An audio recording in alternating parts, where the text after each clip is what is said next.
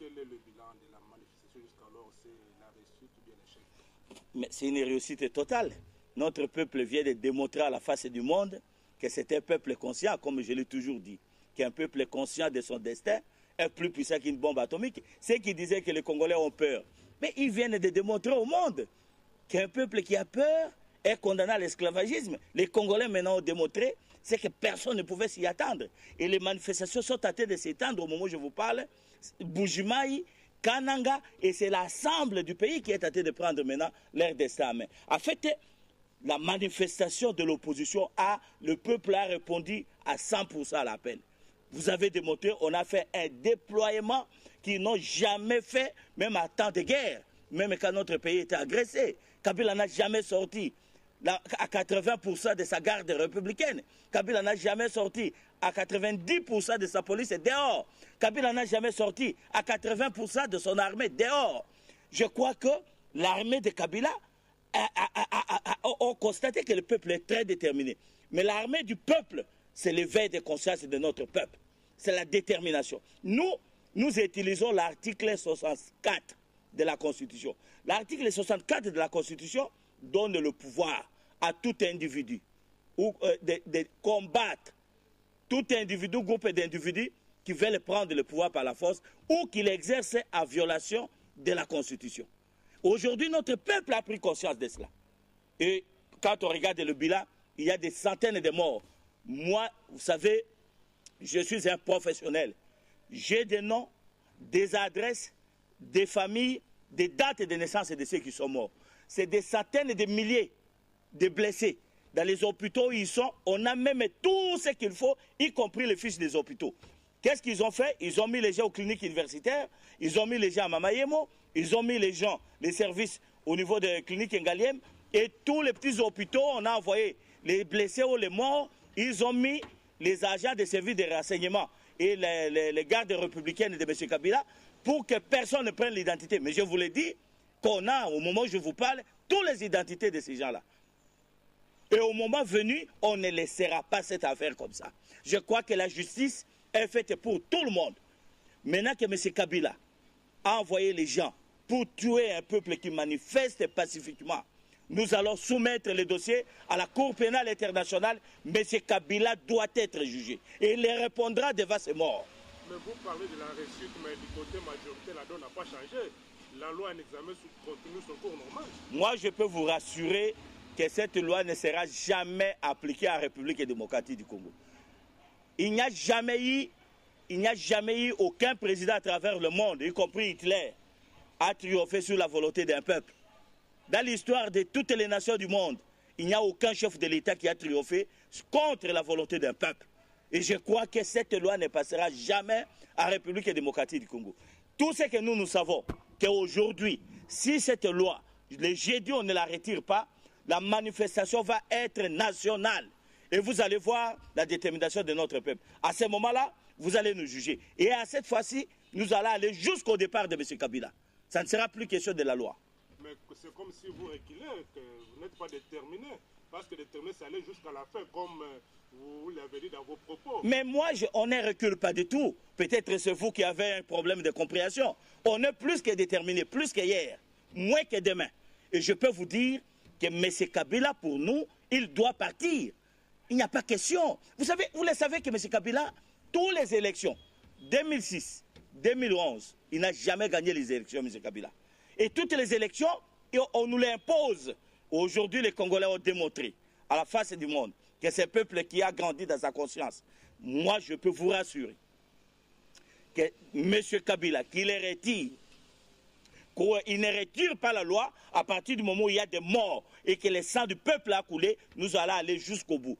Je remercie les évêques catholiques pour les messages qu'ils viennent d'apporter à notre peuple et les encourager d'être déterminés d'aller jusqu'au bout. Je remercie aussi M. Etienne Tshisekedi, malgré la période de convalescence qu'il est en train de traverser au Royaume de Belgique, vient d'apporter sa voix au nôtre pour encourager l'ensemble de notre peuple d'aller de l'avant jusqu'à la fin de M. Kabila. Donc moi je crois que ça, ce sont des réconforts nécessaires. Vous avez vu maintenant dans tous les groupes de prières, ce qu'on appelle les églises de réveil, tous sont en train de mobiliser les populations. Alors dites-moi, quelle province? Qu'est-ce qui reste?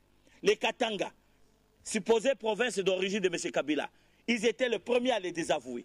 Donc moi je crois qu'aujourd'hui c'est maintenant, vaut mieux tard que jamais, que la communauté internationale vient de se rendre compte que c'était le plus grave péché de nous imposer M. Kabila comme président de la République de ce pays.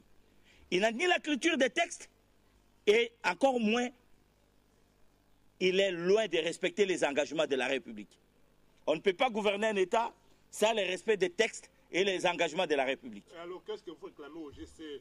Le retrait du projet de la loi et son départ. D'accord, le 2. Le 2, le retrait et son départ. Son départ parce qu'il y a eu des morts d'hommes. Il y a plus de 100 morts au moment où nous vous parlons. Quel est le mandat? Qui lui a donné ce mandat? Il s'est imposé. C'est Tshisekedi qui a gagné les élections ici.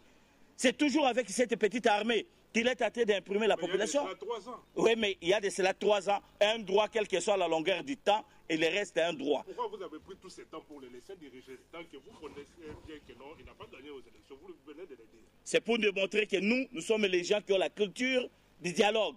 On lui a donné la possibilité de dialoguer, mais on a compris que c'est un monsieur qui n'a pas la culture des engagements. Il n'a pas la culture des engagements. On ne peut pas dialoguer avec une personne qui ne respecte aucun engagement.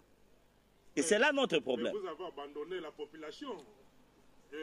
Prenons l'exemple de Burkina Faso.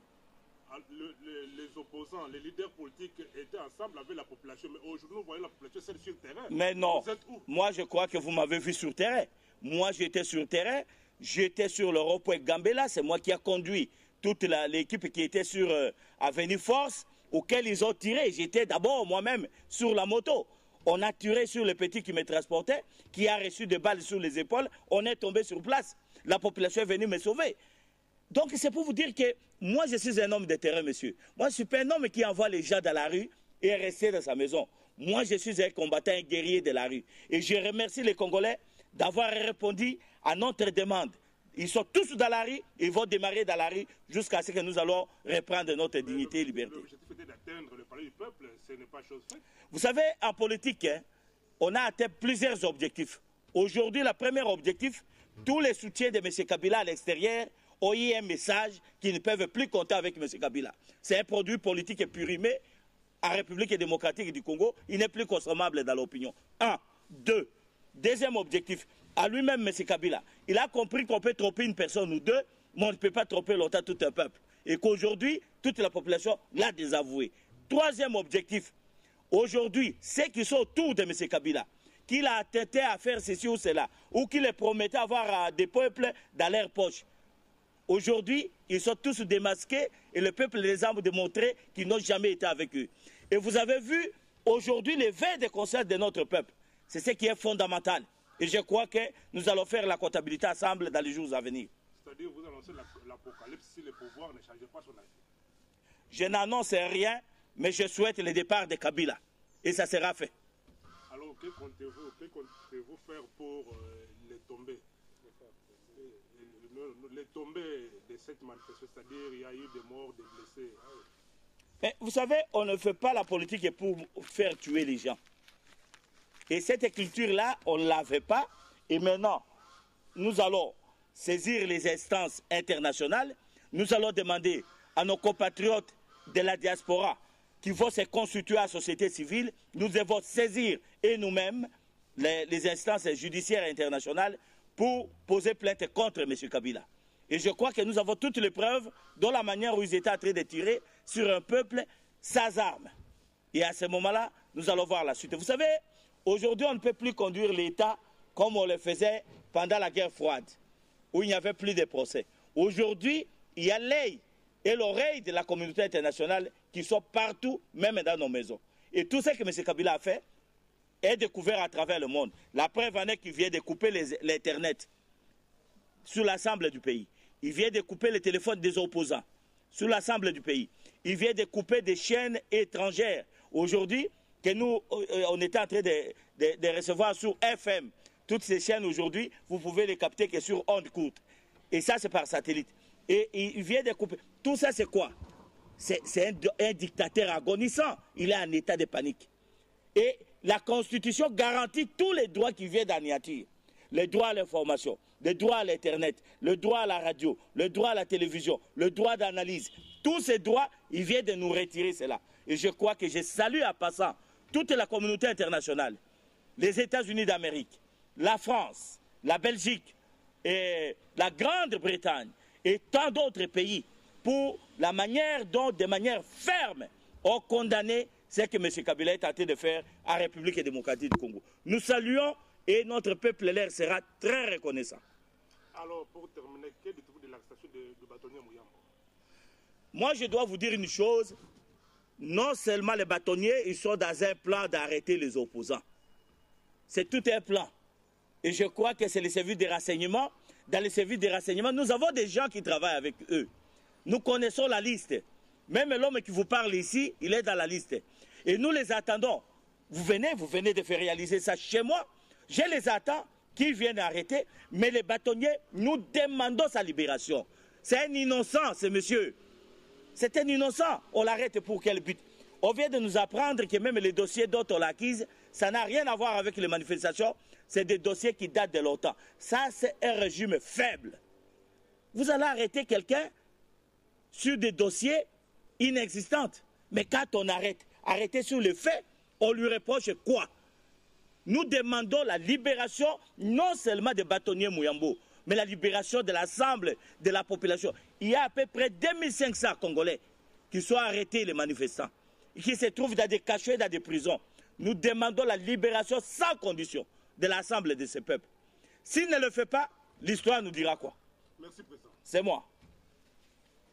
Le climat sécuritaire de l'OTAN